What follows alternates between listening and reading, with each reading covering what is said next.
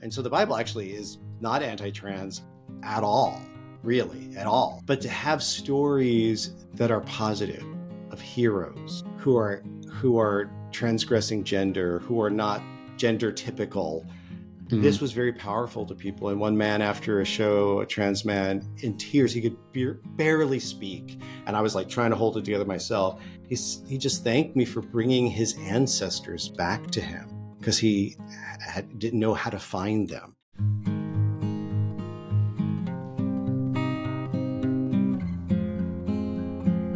I'm joined by Peterson Toscano for this episode, which I'm super excited about. Peterson Toscano, for those of you who don't know, well, I first got to know him as a Quaker podcaster on Quakers Today. So please do check that out. I'll put links in the description below. He's also a performance artist / activist. I want to talk about what that means in a minute. And also a biblical scholar, which is the main reason why we actually started having this. I mean, we've been talking on and off for a number of years now, but this was the topic that really led to this conversation, this idea of Quakers and the Bible. So thanks very much for joining us on for this episode, Peterson. Yeah, thank you. And we've been conversing mostly through the comments section of your YouTube channel. We'll dive into your story first, I think. But I think the reason why I wanted this conversation to happen was because I've been doing this series on Quakers and the Bible, which is good for me as well because I'm still learning. I wasn't raised reading the Bible or anything. I haven't studied it academically or anything, but I think I've got to a point where I've said all I feel able to say, and especially what we're looking to talk about today is the difficult things in the Bible and the idea of people who may feel excluded by the Bible and those difficult questions which I don't feel able to answer. So we'll get to those questions later on. But I think first off, I think we just kind of wanted to look at your spiritual journey first, as I think we always have to do with Quakers, because so many people come to Quakerism in loads of different ways. So how did you come to identify with Quakerism, and how does the tradition continue to shape you and your work? I think I need to refer to it as a spiritual odyssey more than a journey because it's been massive, and I will make a very long story short. I was raised Roman Catholic in an Italian-American immigrant family about 150 miles outside of New York City. And I was very spiritual as a child. I was kind of drawn to spiritual things, and I found church so boring, and that no one seemed sincere. Like we just read prayers, we got through it as quickly as possible. I also am gay, and I was growing up in a time when it was very unsafe to be gay, legally, socially, physically, because I came of age during the HIV/AIDS crisis. And so it was scary, and I had questions about that. Age 17, I had a genuine spiritual encounter on my own, which reminds me a lot of the kind of encounters that Quakers have, where they just sense a presence and they have this connection of this inner voice. And it was very sweet and tender. And it was very much about submission. Like, I'm going to give you my life. You show me how to go. And I didn't know where to go. I knew not to stay in the Catholic Church. So I started attending a small Bible church near my house, a Protestant church. And this is the kind of church that over the years has since morphed into what we now refer to as white supremacist Christian nationalism. But at the time, it was a Bible church where people, from what I could tell, were very sincere about their faith, read the Bible. We were very much encouraged to memorize the Bible. I spoke to the minister about my attractions to men, and he was very, very kind about it. And he said, no worries, God can change you. Jesus can fix you. And he quoted a Bible passage. And this is the kind of church, for everything you say, there's a Bible passage. And I think that's why my last comment to you was, you were talking about early Quakers, and they were in a culture that was soaked with the Bible. So when Fox is writing, Pennington, any of these folks, most of it is kind of remixing Bible passages and speaking in verse of the Bible. And you say, well, we don't really have that much anymore today. That doesn't really exist. But in a way, in these fundamentalist churches, very much exists, is where I was encouraged to memorize the entire book of Romans, for instance. And within a year, I had hundreds of passages of the Bible memorized. But of course, this was done in a certain context. And Yes. my pastor said it was wrong to be gay and it was wrong to do a lot of things. And that got me on a journey of conversion therapy to try to become straight for Jesus. And I really was very sincere in that. And through the years, I realized there were other things that were motivating me as well. And that I did for 17 years until it nearly destroyed me. And I came to a breaking point where I had to admit it wasn't working, and I was not experiencing the fruit of the Spirit. I didn't have joy. I didn't have peace. I was self-destructive at that point. So I came out gay and figured I couldn't be a person of faith anymore. I definitely couldn't be a Christian because I was told you can't be gay and Christian. I aspired and failed for a time to be an atheist, but I just couldn't help it. I just had this tugging for God and spiritual things. And then I finally began attending an Episcopal church, so an arm of the Anglican Church. And I like that because at that time they were very affirming. There was a group within the church I was going to that was very active with LGBTQ people. But then I moved to another city. I had just moved in, and the 9/11 attacks happened in 2001. And I felt I needed to be in community. Fortunately for me, a woman at my new job, a school I was working at, she was out and proud as a Quaker. She would talk about it all the time. And I'm so grateful. Please talk about your faith. There are people like me who are looking for a home. So I found it. I found the Quaker meeting. I went that Sunday after 9/11 attacks, and I really didn't know what to expect because I knew nothing about Quakerism. I sat there and I was actually worried that somebody had forgotten to start, that somebody was like slack on their job and like, wait, where's the songs? Where's the like nothing? I was like, oh, this is it. Okay. This is it. And we were all in shock because of the 9/11 attacks, and nobody had a message. It was an hour of pure silence, held silence, because we were in this deep emotional place. And it was so delicious for me to sit in that space quietly like that after years of my brain being pummeled with words. And I just felt so happy being there. And I knew I found my home.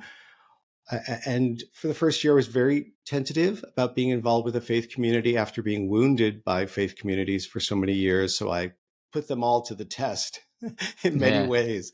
And they proved themselves as being people who were sincere and justice minded and deeply grounded.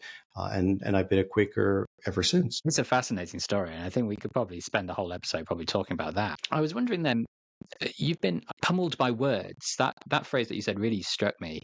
What was your relationship maybe at this point, this early stage with the Bible then, after having gone through such a long period of conversion therapy, and where were you with the Bible at that stage? And how did that change maybe as you embraced Quakerism? Yeah, it was a complicated relationship because so much of it was deeply embedded into my brain.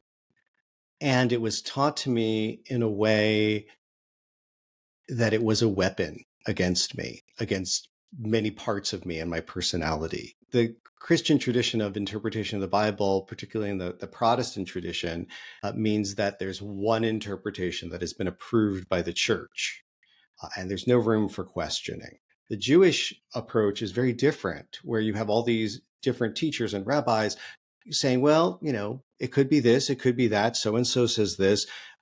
There's an openness to that, but not in this Christian tradition I was part of. And so there was not a lot of room for questioning. And a lot of words that seem innocuous were hijacked by this weird journey I was on to become straight. So, for instance, in the conversion therapy world, they said the opposite of heterosexuality, the opposite of homosexuality is not heterosexuality. The opposite of heterosexuality is holiness. And so for me, if I saw the word holy, that meant straight, that meant along God's path. Anything unholy was anything gay, like everything gay. And as I went through the years of conversion therapy, that even meant creativity and creative writing and art and all sorts of things.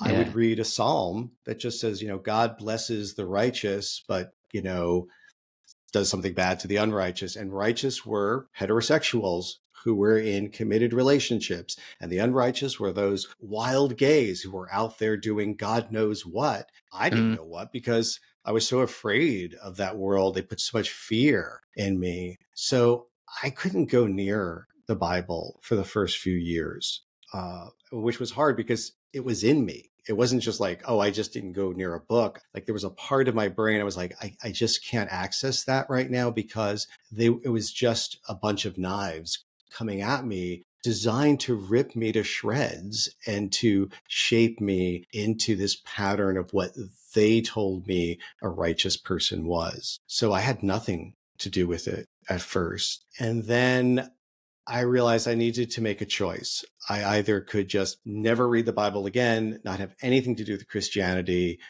or I could engage it and have a creative conversation with the Bible. And I think it was my activist heart that got me there, because I recognized that a lot of people needed help with this, just like I did.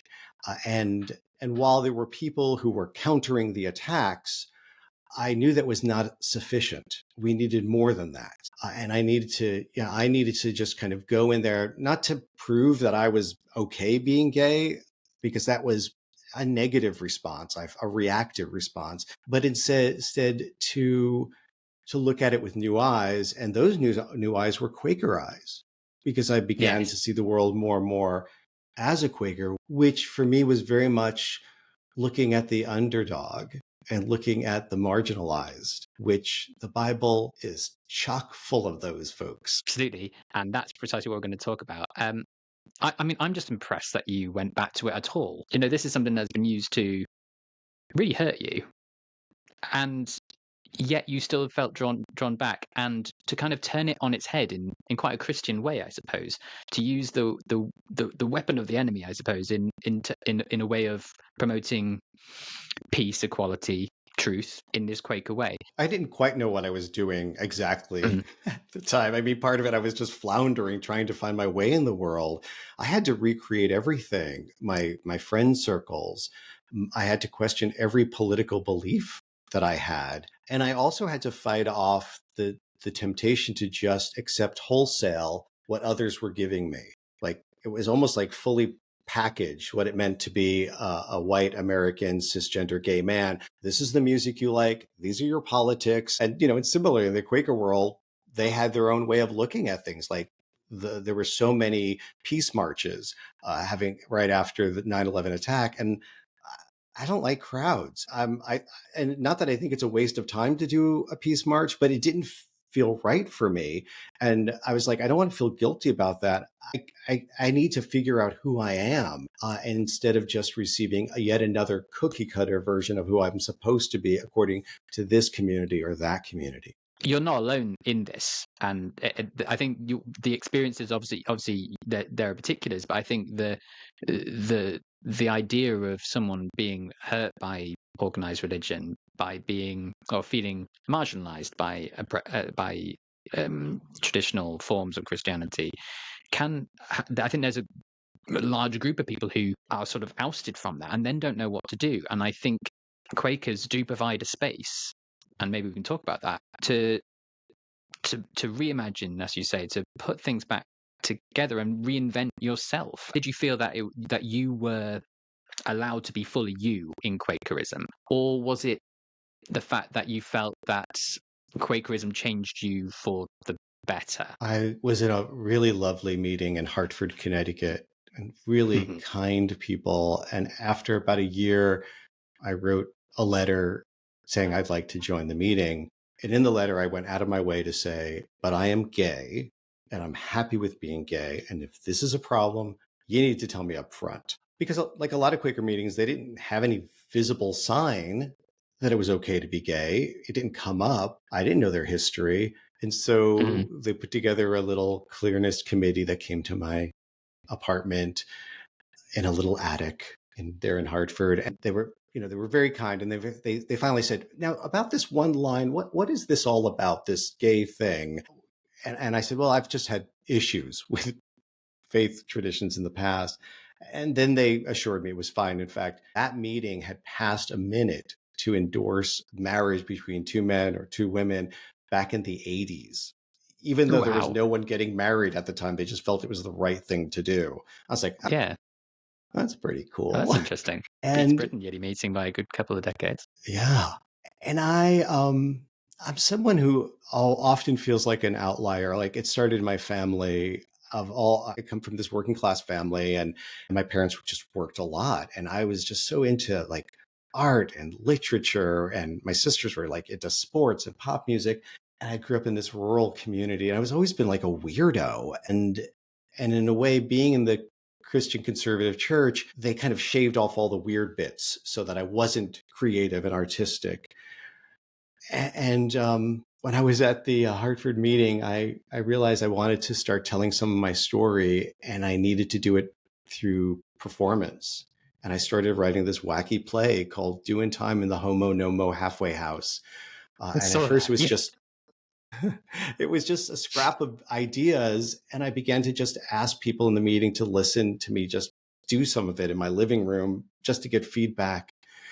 And I was so moved that I could be this weird artisty person there and be affirmed. And also be lovingly eldered, because I also didn't know like how to stand up and give a message without being performative.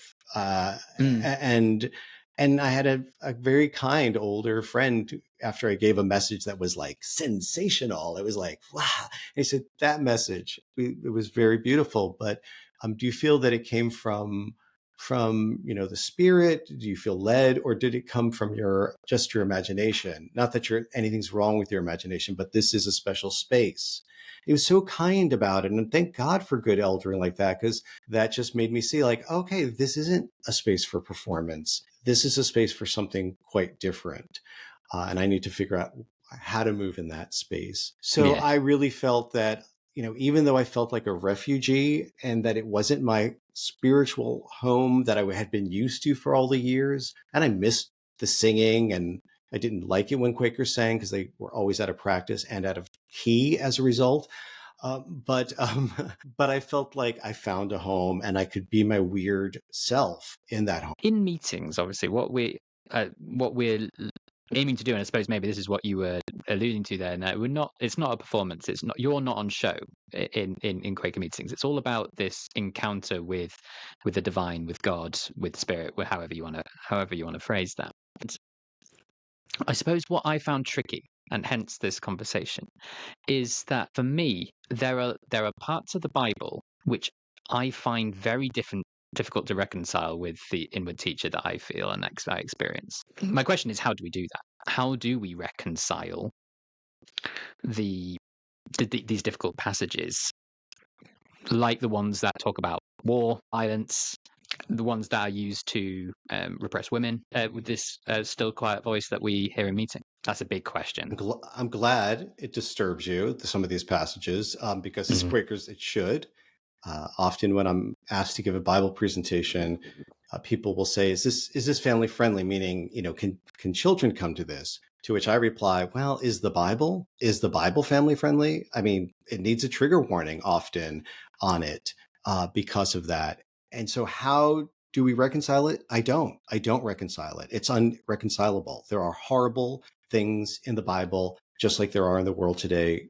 Our countries do horrible things. We don't reconcile that. There's this tension that exists. And when the Bible, it reflects humanity. I think that's one of its strengths, that there are stories that are so, it's like Shakespeare, like, oh yeah, I've seen this person before. I've been in this situation before. And so it reflects human violence, and it's not, and I don't see it as like a divine endorsement of that violence either. Even if there's a character named God who is encouraging it, we need to see that this is a character named God and not necessarily God. This is the way that people tell stories, and who gets to tell the story depends on what story is told and how it's told. So for me, when I find stories like this, just like I find, really difficult characters in my own personal life or in public, it makes me curious. Like, why? Like, what's going on here? what else am I missing here? And it also maybe might stir up some compassion. We have a practice of trying to see that of God in everyone. And so when you're looking at a Bible text, often there's a lot of stuff missing. There's a lot of gaps that we don't get. And so like, it's not so much about like, how can I reconcile this story, but like, what questions do I have about this story? How is this familiar to me? How is it not familiar? And I think a great example from the Hebrew Bible is the story of Sodom, the destruction of Sodom, which as a gay man, I know this story well because it's been shoved down my throat so many times as God's punishment against homosexuals, which I'm telling you, a very simple, straight reading of it, not straight as in heterosexual, but a straightforward reading of it will show that this has nothing to do with homosexuality. And if it does, it's not my homosexuality. I mean, my husband and I, we're not going out gang raping people on a Saturday night. That's not our lifestyle. This is a horrific story of many people behaving poorly, including God and Lot and the people in the town and Lot's daughters. I mean, the only decent person in this entire story is Lot's wife. And I know not everybody knows this story, so it's a horrible story where some visitors came to the town. Lot took them in because he was afraid because the town wasn't safe. They turned out to be angels in disguise. The men of the town demanded that they send them out so that they could have sex with them, which sounds like a very gay thing. But it's not like, oh, let's take you out for dinner, do a little dancing. One thing might lead to another. This was gang rape. This is what happened during the Iraq War in Abu Ghraib prison. Humiliation. It wasn't about love or romance. It was about power. And so the angels turned out the angels had superpowers, made everyone blind so that Lot and his wife and daughters could escape.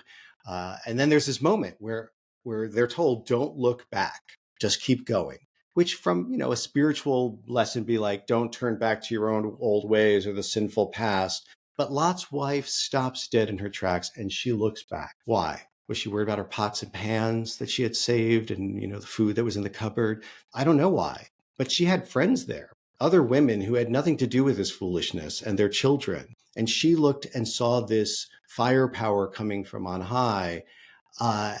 And it says that she was punished and turned into a pillar of salt, which I think of tears immediately. I think of grief. So this is a story that, just on its surface, it's problematic to say this is about the gays, and lots of people are behaving badly. But there's two things that we need to know: that this is not the beginning of the story. This is the middle of a story, because earlier on, the city of Sodom was attacked by outsiders. The men of Sodom were tricked, thinking that the battle was going to be over there. And when they were over there, the invaders came and attacked the city. And it was like their 9/11, right? They were caught off guard. They were in shock and awe. And their response was to become very suspicious of outsiders, become xenophobic, enhance security, have vigilantes running around. Are there strangers among us? And there is Lot, who himself is a stranger and suspicious, allowing other strangers into his house. And suddenly there's all this tension. And I'm not justifying what they did, but I'm like, I recognize it, because that's what we've been living with since 9/11 in the UK and the US and many parts of the world. But then there's another piece, another layer you can go back, because in the book of Judges, there's another story that mirrors the story point by point. And it's a horrific story, horrible story of terrible, terrible violence. It's in Judges 19 to 21. A man is traveling with his concubine, which is basically a sex slave. He goes to this one part of Israel. He's taken in, he and his concubine, and then these men come and say they want to have sex with him. And instead they send out the concubine and the host daughter. And in the morning, the one woman's dead and the other is barely alive. And then in response, there's a horrible war. There's dismembering of a body, being mailed to different parts of the kingdom. And point by point, this is the Sodom story. But in it, all the people in the nation of Israel are behaving poorly. In the new reworking of it in the book of Genesis, suddenly it's the same plot points, but the people of Israel are not the bad guys. It's all these other people who are doing it. There's a lot to unpack there. Yes. And so again, it's not about reconciling the story, but it's about being curious and digging into it and trying to recognize not so much like what is the Bible saying to me or what do I read in the Bible, but how am I reading my culture in this, my experience? How is this a mirror to help me better understand where I am today? I'm guessing this might have been the same in the church that you were in before, where there's a very strict understanding about what the Bible is, and that's it. Whereas because Quakers allow for this interpretation, it means that you can do this. What you read or what doesn't necessarily have to be what you've been told it means. You can see through that and see how it and bring it to meeting and see in the light see how you are reading it in that context. It allows for a lot more of a discussion and research, I suppose, in a way that probably other traditions where they just thought this is what it means, okay, move on, or no matter what it makes you feel. Does that work? I think Quakers also bring to it a way that they look at lots of complicated issues in the world today, that they recognize there are many sides to this. There are many narratives, and not all of them are privileged. And so I think going to the Bible with that understanding too, who gets to tell this story? And if somebody else got to tell the story, how might this be a different story? Do you mean different people, as in the Bible story itself, or do you mean people who are different people interpreting the Bible? Well, I think both. It's great to have a diversity of people interpreting the Bible because they're going to bring their experience, their expertise, their background to it. But also imagining, acknowledging, somebody, some man, almost always wrote this story down and wrote it a certain way at a certain time. And there were social, political things, religious things going on.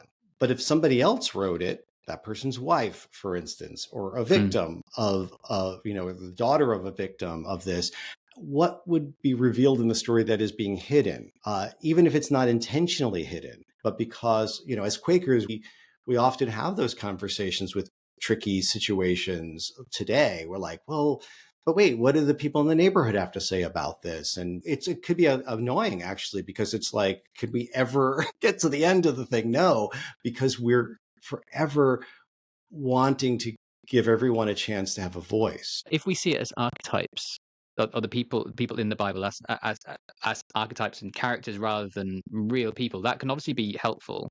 But then, does it maybe minimize the potential real life trauma there? There's two things to consider with this. One is that even today in writing memoir, nonfiction, people refer to others as characters. I mean, and they are characters in your story. They're real people, but they're also characters. Once it becomes a story, they become characters, and you make choices on how to present this person. So that's an important thing to acknowledge. And also, not every story in the Bible is based on something that really happened. I mean, there are made up stories there too. What I think is important to say is that what you're looking at in this text is likely something that's happening to somebody today. And to humanize it this way, that this kind of suffering happens and is happening in Gaza. This kind of suffering is happening in a flood that just took place in Texas. There are droughts in the world today, just like there were, in Egypt. And so, again, it's to better understand the world that we live in. I think is one way of approaching it, instead of trying to say, well, what was their original intent? I mean, yes, there are important things that we can do for that, but for a spiritual practice of going to the Bible, I believe that seeing it as a reflection of our world today, even though it's a totally different, and that has to be recognized, it's a totally different culture and time and everything. But that's why I think it's helpful to look at the architects, because even a translation, like people say, well, what's the best translation of the Bible to read? It's dicey because it's not just a word for word translation. There's cultural. Like if I said to you, it's easier for a camel to go through the eye of a needle than for a rich man to get into heaven. I mean, most of us today are like, well, I guess it's not possible for a rich man to get into heaven because a needle is a tiny little thing. I can barely get a piece of cloth or, thread through it. Yeah. But the eye of the needle was something that they knew in walled cities. There were these big gates that closed it, but there was a tiny little door in the back that if need be at nighttime, if somebody needed to come in, they would open this door. But to get a camel in, which can get on its hands and knees, you would have to strip all the goods off its back. So it just was big enough for the camel to crawl in. And so suddenly, like, that makes a lot of sense, but you have to unpack that. So many Bible translations are really commentaries. And a person or a group of people make choices. A good example in the Hebrew Bible is the word saris. A saris is sometimes translated as an official, like, and there's so many courts, royal courts, and there are all these officials. Or it could be translated as a eunuch, a castrated man who was probably castrated against his will before puberty, and so is kind of seen not as male or female.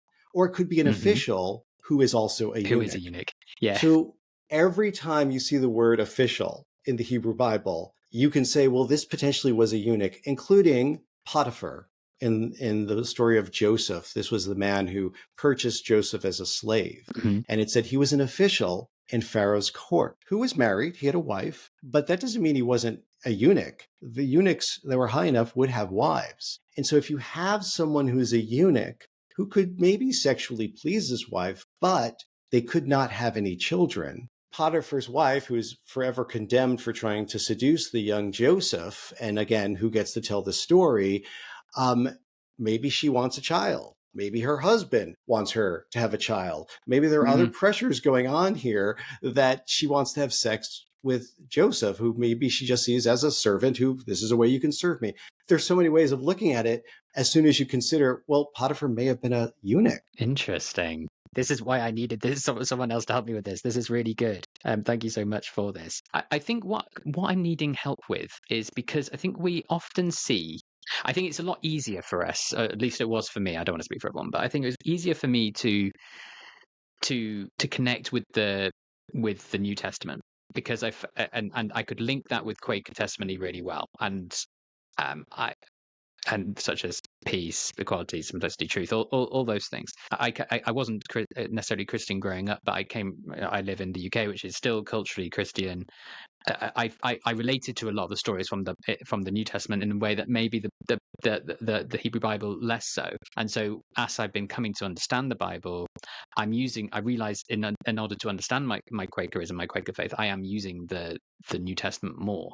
And so I suppose my question is, where can we find Quaker testimony in the Hebrew Bible? Where can people look for that? Yeah, I mean, you're looking at stories of peace, of compassion, of nonviolence. They exist. People who have to use, people who are marginalized, having to leverage the tiny little bit of power they have to, basically get someone to do the right thing, but do it in a nonviolent way. There are stories like that. My favorite is about the incredible Bible character named Ebed Melech. You know about Ebed Melech, right? No. Very popular. They sing songs about him, I'm sure. The Ebed Melech song with the hand motions. No, this is a virtually unknown character. Yeah, I was hoping you were going to say in the that. Bible. Yeah, virtually unknown, but I think one of the most incredible Bible characters. Ebed Melech, which may not be his actual name, it's actually more of an honorific name, was a eunuch in the court of Israel during the time of Jeremiah the prophet. And as we know, prophets are usually not popular with the people in power because they're pointing out what y'all are doing is wrong. So the king was not happy with what the prophet was saying and tried to cancel him and got him imprisoned, and which was basically dropping him into a dry well, just dropping the old man prophet down to this well to die.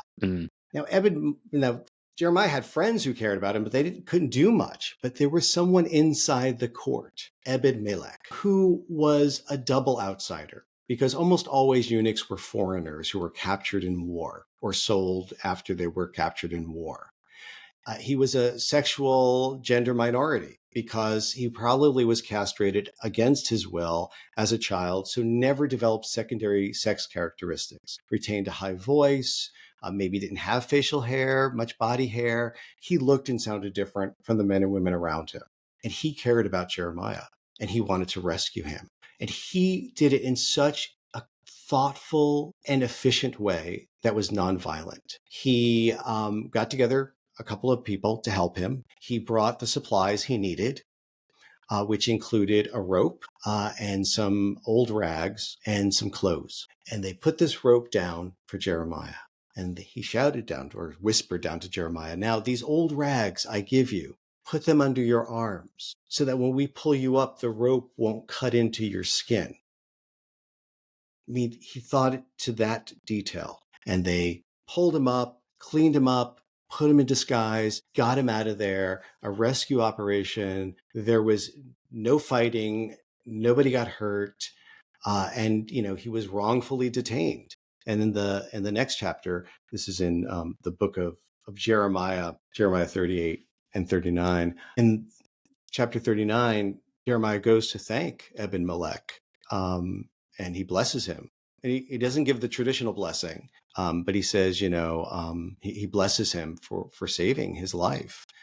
And I love that story. And there are plenty of stories like this where women have intervened when their husbands were about to do some horrible violence, and women have intervened to dispel the violence. What's hard is a lot of times you have to recognize that some of the people don't have a great deal of power. So what they have to do is really, very personally challenging to do, but to get justice. But there are stories like that. And I think, again, that's why it's important to look at narratives and not just laws. Although there are laws that, really do show kindness and compassion, and so there are lots of things there, and there are lots of messy things, just like in the world today, just like even in Quaker meeting. I think the early Quakers would say, don't look to the Bible for inspiration and healing. That's an outward thing, right? We are looking to the light, to the seed, and to settle into that silent place and to listen. Now, that voice may come at times through a Bible passage where, a word is said. It could come through a friend. It could come through a bird that you're watching out your window. The Spirit moves in all kinds of ways, or however you want to refer to this wonder, this access that we have.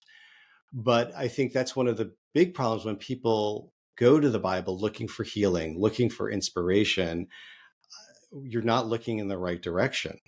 We need to look to the seed within us. And that's a hard process. And that's why there aren't a lot of Quakers, because it takes a lot of work to do that. And so that healing, it comes from, being affirmed by the Spirit, and also, it comes from healthy relationships, because so often when we need to be healed, it's because we've not had healthy relationships and we've been harmed. And that's the other thing that Quakers can offer, is a place of loving fellowship, of care and compassion. And that's why I think it's important for Quakers to meet, not just for Sunday worship, but for meals and for time together. We need to gather together for lots of reasons, and healing happens through those relationships. I feel that a lot of people look to the Bible as a source of authority, and if it's true, it has to be in the Bible somewhere. So if Quakerism is true, then it's got to be in the Bible. I think people like reach out for these worldly things in order to get a sense of spirituality, in order to get a sense of, whereas and Quakerism ultimately rejects that notion that that we can cling to these worldly things or these physical things, and actually it's all about this inward meeting and transformation and so on. But I think this is such a hard lesson to learn. I think people can look to the Bible for that, and early friends were all about that.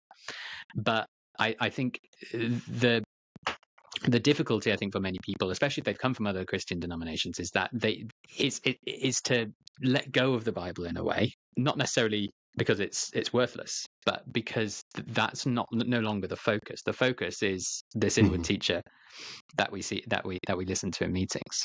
And I think what's challenging is, a lot of early Friends' writings were in response to attacks. And so you have Barclay's Apology, where he's not saying I'm sorry. It's an apology. It's apologetics to basically defend the faith, defend Quakerism. And so he had to do it within this context that everyone was talking about the Bible. So he used the Bible often to defend it. Today, most people of faith are not challenging how we believe or worship. They're challenging our politics often. That, or how can you be, Quaker, and like some people are atheist and some people are Jewish. Like, how is that? We have to even, work with that within our own communities. So I think the Bible is an incredibly privileged book in our society. We have laws that are still on the books and have historically been on books because of the Bible. The U.S. policy in Israel is based on portions of the book of Revelation and the Bible. And you can't have foreign policy based on superstitions and fears. And that's really, really is coming from that. So I think one of the things is to decenter the power of the Bible in our discourse and to recognize it is not the final authority, even though bullies use it as their authority to oppress other people. I don't think that it's appropriate for me to similarly use the Bible to give people authority to be kind to each other. We don't need an ancient text to tell us that. We have other sources that are much more reliable that we know are the ones that will say, no, this is how you treat a person. Are there stories in the Bible that you think have been maybe overlooked, misinterpreted, maybe, that could be actually empowering for people who have been marginalized by society for whatever reason, gender, sexuality, race, class? And how can we do that? Yeah, I've got two examples. One I'll be quick with, but there's a very famous story in the book of John about some siblings, Mary, Martha, and Lazarus. And it's famous because Lazarus gets sick. They send word to Jesus. He doesn't come, even though he could.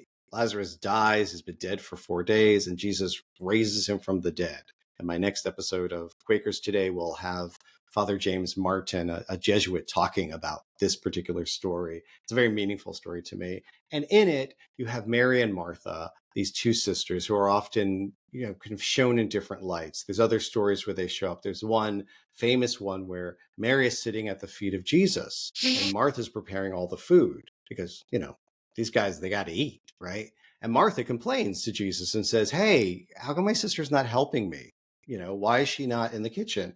And Jesus says, no, your sister's fine. She's chosen the right thing. And I've heard so many ministers use this incorrectly, I believe, to ask the question, are you a Mary or a Martha? If you talk to any American Christian who's been to an evangelical church, they've heard this sermon. Are you a Mary or a Martha? Martha's a busybody. She's like too busy to sit still and do anything. While Mary chose the right thing. She's sitting still. And even for a Quaker, like, yeah, sit still, be still. Okay, First off, the Quaker meeting, the church would fall apart without the Marthas. All right, the whole thing would fall apart. The Marthas are keeping the wheels on and keeping the thing going. And secondly, Mary is doing something that was culturally offensive and inappropriate. She was sitting at the feet of a rabbi with his male disciples. That was a place that was exclusively for men. And she was not submissive. She was quite bold to say, no, I want to learn. And Martha was trying to enforce gender roles and saying, no, your place is helping me prepare food. And Jesus affirmed, no, women can learn. Mary, you're in the right place. I love that story. I don't know if you know, but did Margaret Felt use that at all when she was talking about women's preaching justified or anything like that? I'm not sure if you know. Oh, that'd be a good thing to look at. It would be. I bet to be honest, if anyone did, Margaret Fell would have seen that. Yeah. Well, I'll read it, and if I have time before so, I will edit that. I'll put it in the notes below. If I don't, I will put an apology saying I didn't have time to do that. Did you say you have a second story as well? Yeah. The story that got me to begin to reinvestigate the Bible is in the Gospels, which are 4 little books that are like the stories of Jesus. And the Gospel of Mark is one of my favorite because it's just action. It's not a lot of commentary. Mark chapter 5 is such an extraordinary chapter because it's a day in the life of Jesus. And what a day, what a wild day where he was almost assassinated and there's like demons and there's healings and like there's death and resurrection. I mean, what a day. If it actually did take place in a day, maybe for poetic, license, they kind of squeezed a bunch of days together into one. But regardless, it's all in that chapter. And what's extraordinary about it is how the power shifts from person to person. And it's often not the person you would expect to have power. And Jesus is sort of just free floating. And you can tell, like, he's figuring it out as it goes along. Like, he's like, at one point, somebody touches him and he's in a crowd. And he's like, who touched me? Which the disciples are like, literally, you could see the sarcasm in the text, even in the translation. They're like, you're in a crowd. Like, dude, everybody's touching you. What are you talking about? He's like, no, but somebody reached me. And he was like, seemed genuinely perplexed, like what happened. And it was a woman who was experiencing vaginal bleeding, which was something that was considered culturally, ceremonially unclean in that society. She should not have been in a crowd. She should not have been in public. And she should definitely not have been touching a rabbi. And she would have been stoned for that action. So it's like a very dramatic story, lots of stuff happening. Yeah. And I lead something called bibliodrama, which is a practice that has been going on for a while now. It's a way of exploring a text through facilitation where we take on different roles. And with Quaker meetings, at yearly meetings, I've set out this entire Mark 5, not telling them what the story is necessarily, but putting them in poses and telling them feelings that they have. And then I go through the story, and it's extraordinary. For one, by the end of the day, everyone's pissed off at Jesus, except for maybe the girl who was resurrected and the parents. But even they were pissed off for a time with Jesus. The disciples are perplexed and pissed off. It's lovely. It's a lovely, complex story of just the chaos of walking in the Spirit. And I love it. And there are demons in it, and you just I don't know how to interpret the demons that are in a man. Then they go into a herd of pigs. It's a wacky story. It would be an incredible cartoon. But you don't have to understand all of those details, right? You just go with it, take it at face value.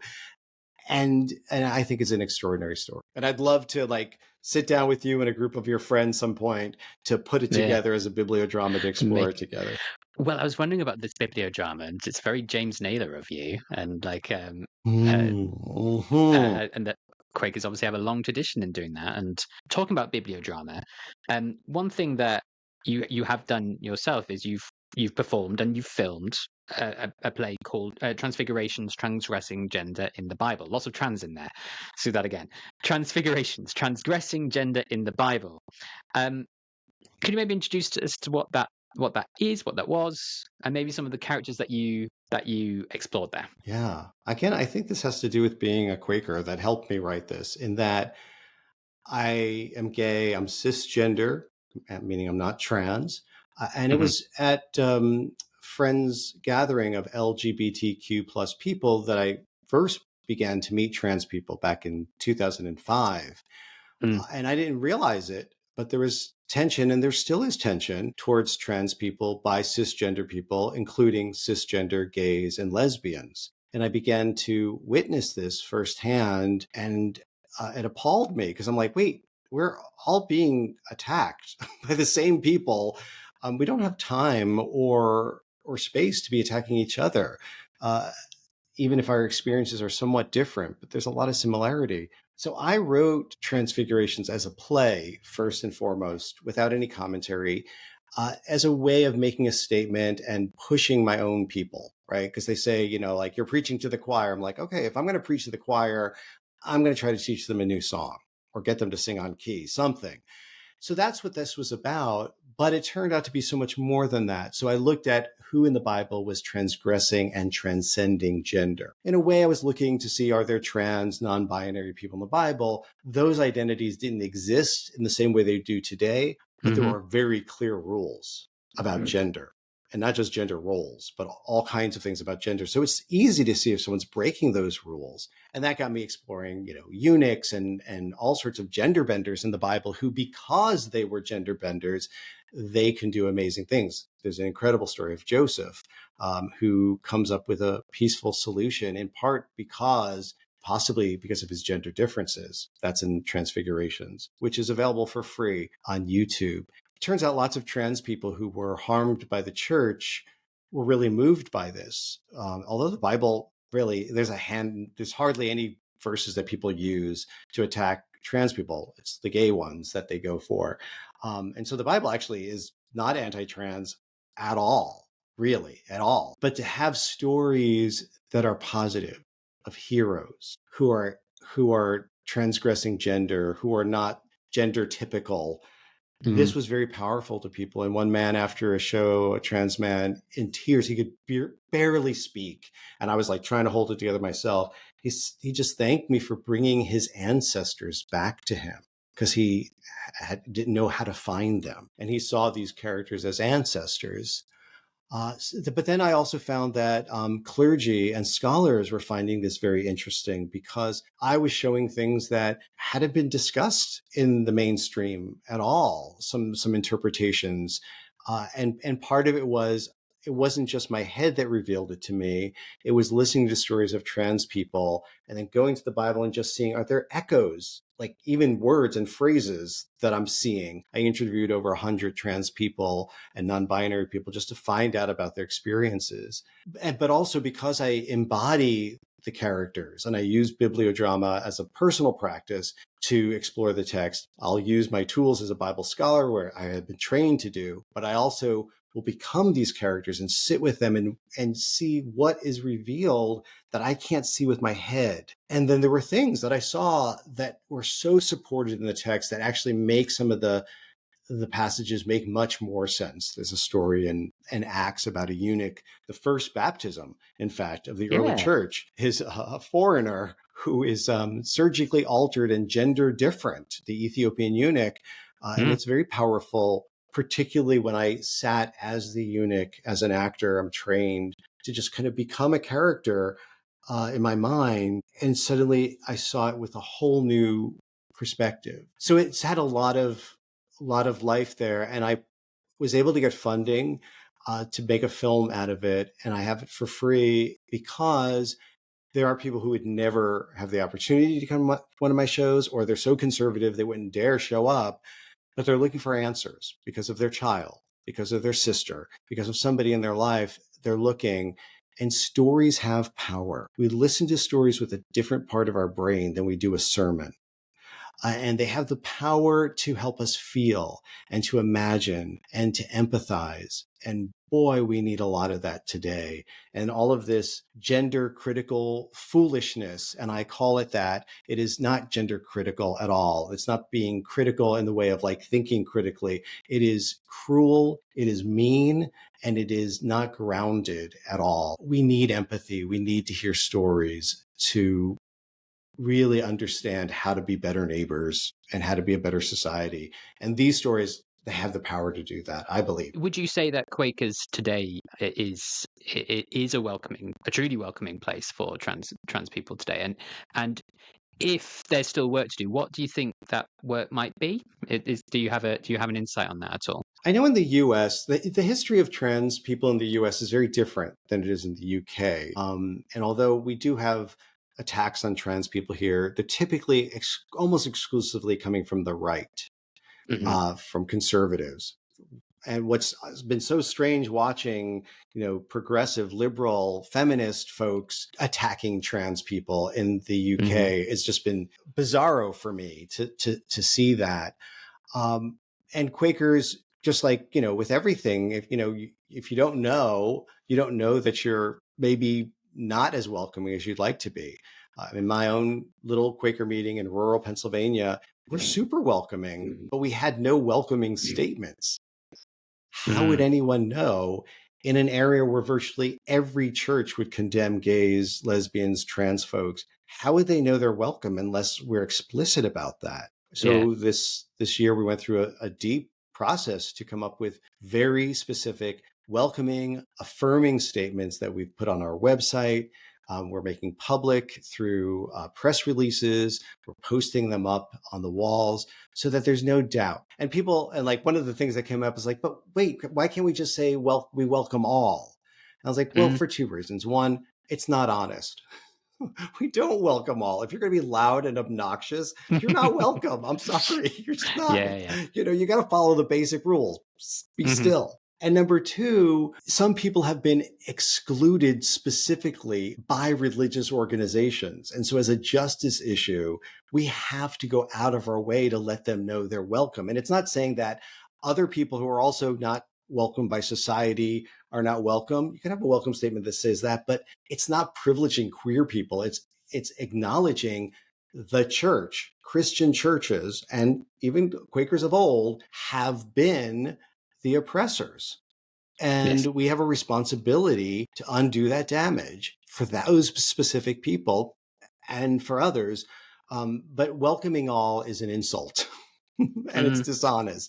And particularly when it comes to LGBTQ plus people, we need to go out of our way to let people know, not only are you welcome, we are impoverished without you. We need you, and there's a place for you to grow and shine and minister and bring your gifts. And if you're willing to come and share with us, we would so welcome. It's lovely. I mean, I think it's good because you're right. We know that we're welcoming, Right. but it's because not many people know about Quakers and Quakerism. Then how do we expect that they will know that? Other people might, especially if they're coming from other denominations and stuff, they might just very well just lump us all together and say, well, Quakers, Anglicans, they're all the same, when we're not. And so I think there's nothing wrong with being explicit. I was speaking to the recording clerk of Britain Yearly Meeting, Paul Parker, and he reminded me of this term called radical welcome, which he described to me as this, and that we should be radically welcoming. And so it's not the idea of you're welcome here, but now you'll need to change to do the things that the way that we are. It's more, how can we change and to incorporate you into our meeting? Absolutely. And I think too, we need to push ourselves to create cozy, warm, loving spaces. I know of a man who fled the Church of Jesus Christ of Latter-day Saints, Mormons, and he was moved by the writings of early Quakers, and he loved all that was being said about this. So he started attending a Quaker meeting in New England, and he just found the people to be so cold. Like no one ever invited him to their house for a meal. Like they worshiped and have some coffee and then they ran off and everyone's just so busy. And he comes from a tradition where they're going out of their way to be friendly. Now they may have their own reasons for that, but like he's struggling. He's fine with like the beliefs, the faith and practice, but the practice, of inhospitality, he's welcome. Like it's like so welcome for queer people, but he feels lonely. And I think we have a responsibility to see how can we make our meetings places where people feel loved and just there's time. You give time of yourself to hang out, like make Sunday a sacred day, first day, that maybe you don't like pack it with a lot of stuff, but at least once a month, be available for other friends. Like we're not just friends in word. Let's be like what do you do with your friends? You hang out. You don't have to have a very organized program. And I think you do it better in the UK than in the US. I find it weird that you put the Faith and Practice book and the Bible out for people who don't really read the Bible much or as much as Americans. It's just always struck me that it's always there. We never have those in American meetings. No. No, I think it is always there. I think it's not necessarily exclusive in terms of religious books, though. Although it often is. Every, I mean, I'm every only speaking British from Quaker meeting I go to, there's a table in the center often with Faith and Practice and the Bible. And in American meetings, maybe you'll see Faith and Practice in the seats, just kind of lying around. But it's very intimidating too. If I wanted to read that Faith and Practice, I would have to get up, walk to that table, take it, you would. And I'm like, British people, you don't do that anyway. So like it's just almost like for show, right? Yeah, no one's going to be. I suppose you might go and get it as you come in potentially. Yeah, I don't actually know, but it's a weird I suppose thing. what I was going to say is I was wondering whether or not if New Englanders are sort of like English people insofar as that maybe because I think that is a problem that we have in English meetings as well. This idea of how do we go beyond just sitting in silence or giving ministry in that 1 hour time to actually making it a community? And I think that it is hard. And I think on the other hand, I think there's a lot of awkwardness amongst certain meetings, depending on where they are. Especially, this might be enhanced. I I live in quite a rural area where, in terms of diversity, it's not very diverse. Not because we're not welcoming of diverse people if they were to come through, but just because there's not that availability. So when you look at the people in the Quaker meeting, it is quite that there is not the variety that we probably would like. And so I think there is an awkwardness often that we want to be this really diverse, really engaging and welcoming community, but it's hard when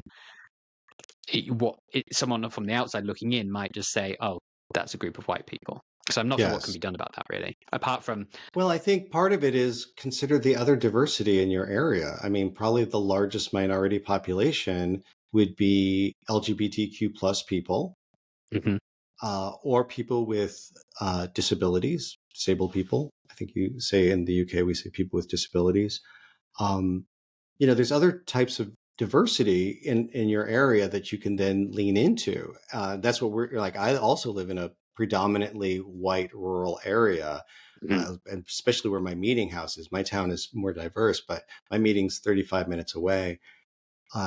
And I feel like we should have a witness to LGBTQ plus people, because in that setting, they particularly feel marginalized and siloed. And so I find that Quakers get so hung up, oh, we're not racially diverse enough. There's lots of reason for that. And some of it is geography. But then be faithful to the diversity that exists in your community, and be curious about that. It's been fascinating, Peterson. Thank you so much for this. I mean, I think I'd be remiss to miss out on the opportunity as a fellow Quaker content creator to talk about Quakers Today, and maybe about what that journey's been like, and in terms of producing that and obviously presenting that, and what have been some of your experiences with Quakers Today? Quakers Today is a monthly podcast, and it's the companion podcast to Friends Journal, which is the North American publication of Quakers that comes out from Friends Publishing Corporation. And I did a podcast for a magazine some years ago. It was just a regional magazine for where I live in Pennsylvania. I love the experience because the content came from them. Right. So I didn't have to run out and think, oh, what's my next show going to be? Instead, I would get a PDF of all the stories in advance, and I can say, oh, which might be the most interesting for radio. And I try to get my shows on radios as well as a podcast.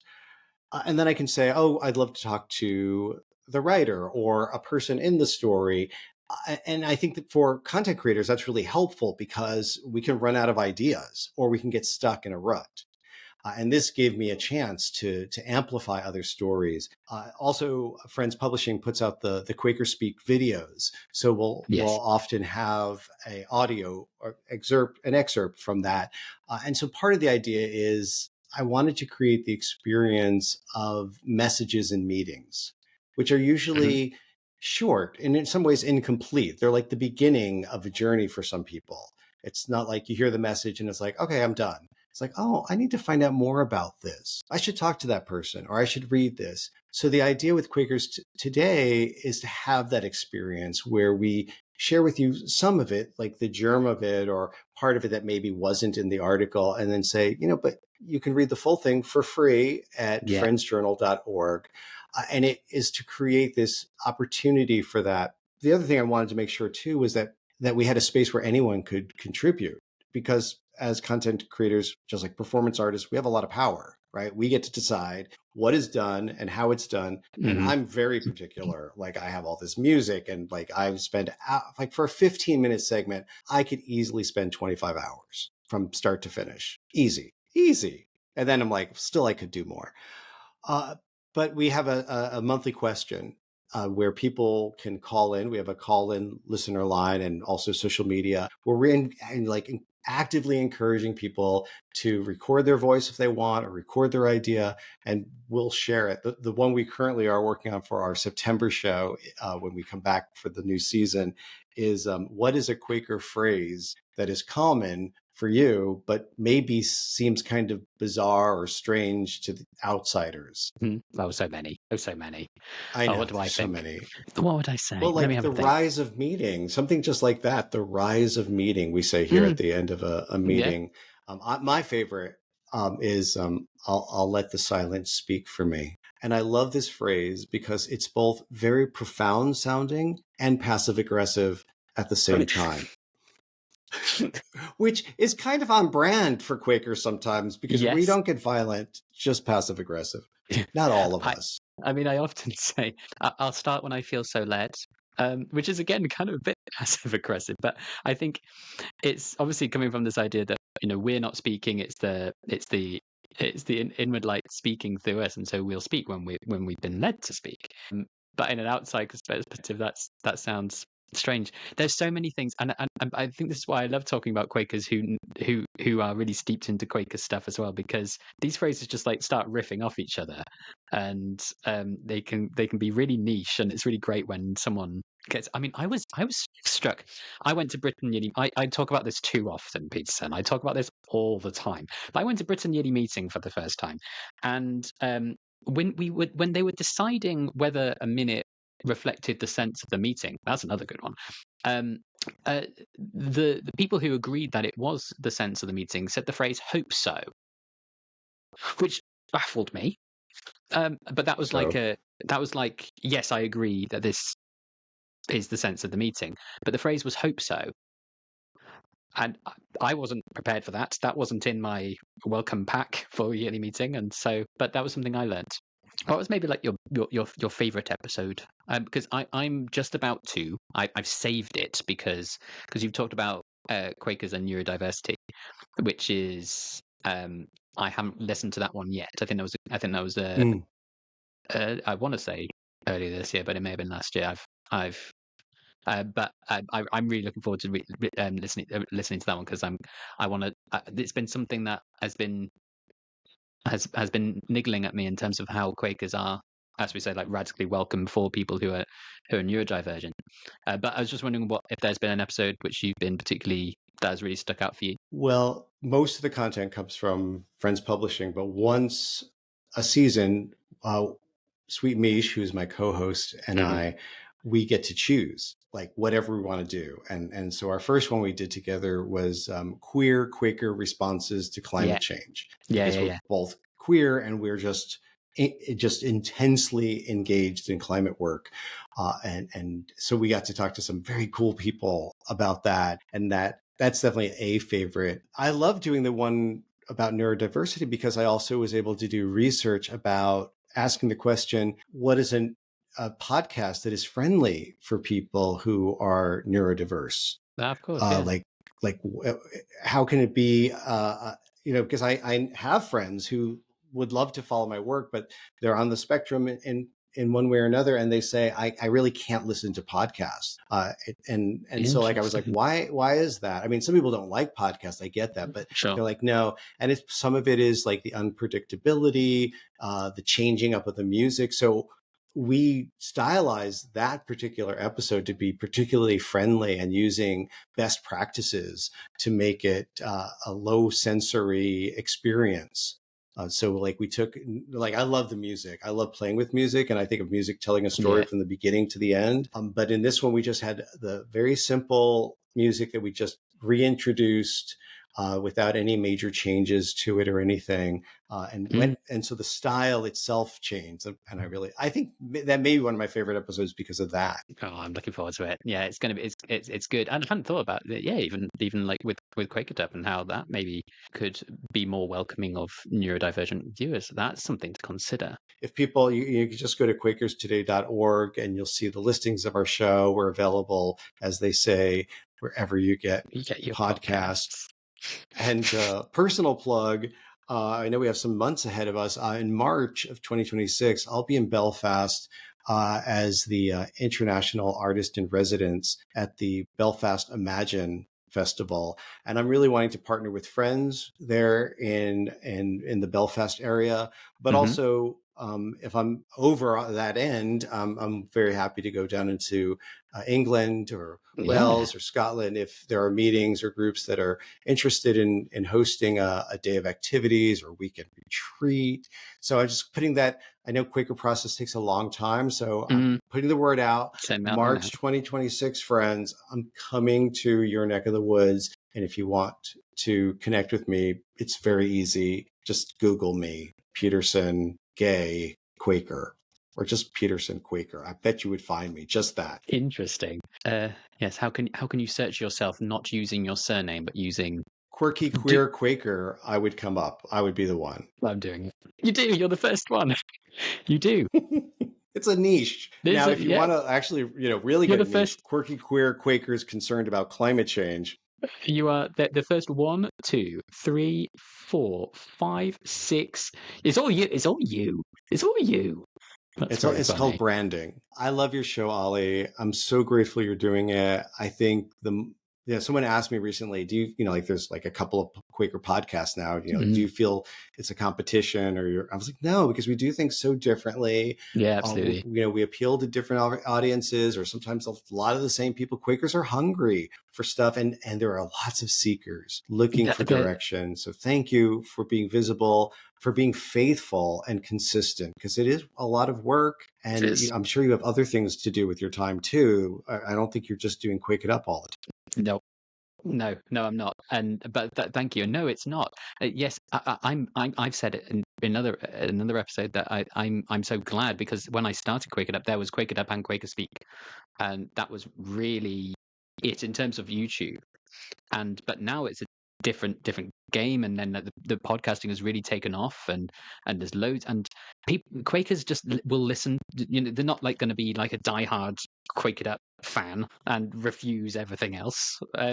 I would imagine. Right. I like they'll watch Quake It Up, and then maybe they'll go in the car and listen to Quakers Today. I mean, it's totally cool. No, I love it. And I think, but what's happening more now is that I think we're talking with each other, which I think is maybe is the missing link, because I think that there's a lot of stuff that I think we can do collaboratively that maybe by ourselves is less effective. But yeah, Peterson, I think we've covered so many different things, from podcasting to Bible to your spiritual journey as well. And so I really thank you for your time. It's been really, really cool. I've been looking forward to this since we arranged it. So thanks very much for your time for doing it. You're welcome. And I'm excited because I'm going to be able to share excerpts from this conversation on the next episode of Quakers Today. So that my listeners who don't yet know you will get to know you. So that's exciting to me.